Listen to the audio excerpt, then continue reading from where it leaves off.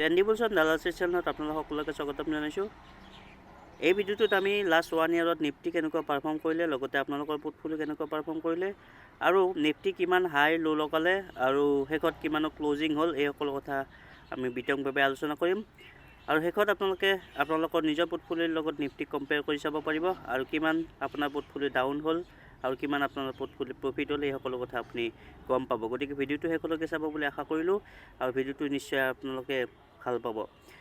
ডিচেম্বৰ 30, 2022 মানে last trading ছেশ্যনত Nifty open হৈছিল 18,259 আৰু হাই আছিল 18,265 আৰু ল' আছিল 18,080 ৰুপিজ আৰু ক্ল'জ হৈছে 18,105। মানে লাষ্ট ট্ৰেডিং ছেশ্যনত আপোনাৰ নিফটি এতিয়া আপুনি যদি চাই তেতিয়াহ'লে 18,105 ৰুপিজত ক্ল'জিং দেখা পাব।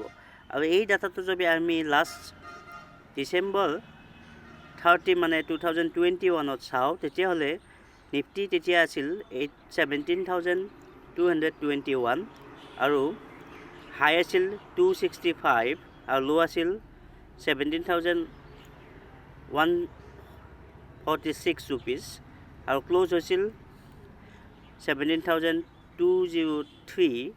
যদি আমি এই ডিফাৰেঞ্চটো চাওঁ তেতিয়াহ'লে আমি গম পাম যে 902 ৰুপিজ নিফটি লাষ্ট 1 ইয়াৰত আপত ক্ল'জ হৈছে। গতিকে এইটো ইয়াৰত নিফটি মাইনাছত যোৱা নাই, যদিও বহুতবাৰ নিফটি আপ ডাউন হৈছে। ল' কিমান হাই কিমান আমি নিশ্চয় আলোচনা কৰিম, কিন্তু শেষত নিফটি ক্ল'জিং আপোনালোকে 902 পইণ্ট ওপৰতে দেখা পাইছে, আৰু এতিয়া হয়তো 2023 ইয়াতকৈ ওপৰত আপোনালোকে দেখিব। আৰু এই সময়খিনিত একচুৱেলি মাৰ্কেটে টাইম কাৰেকশ্যন বেছি কৰিছে প্ৰাইচ কাৰেকশ্যনতকৈ। প্ৰাইচ অলমষ্ট ছেম টাইপতে আছে।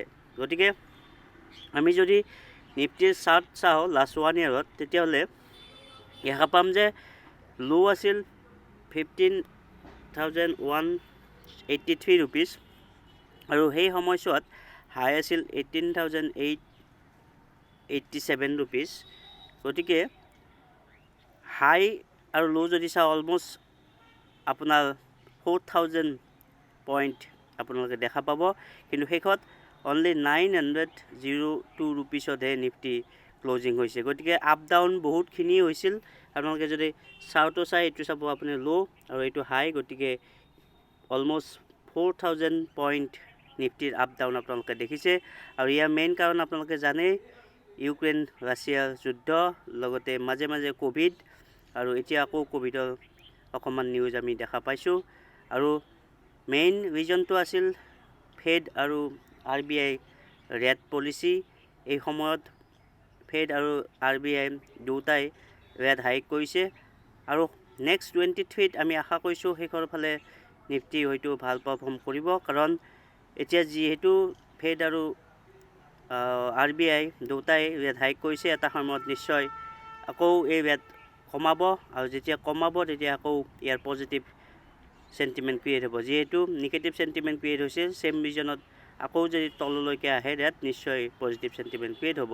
কিন্তু আটাইতকৈ সাৱধান হ'বলগীয়া কথাটো হ'ল ৰিচিশ্যন। যদি ৰিচিশ্যন নাহে, যদি ৰিচিশ্যন বেছি টাইম নাথাকে, আহিলেও তেতিয়াহ'লে নিফটি 50 বা ইণ্ডিয়ান ষ্টক মাৰ্কেটক কোনেও ৰখাব নোৱাৰে।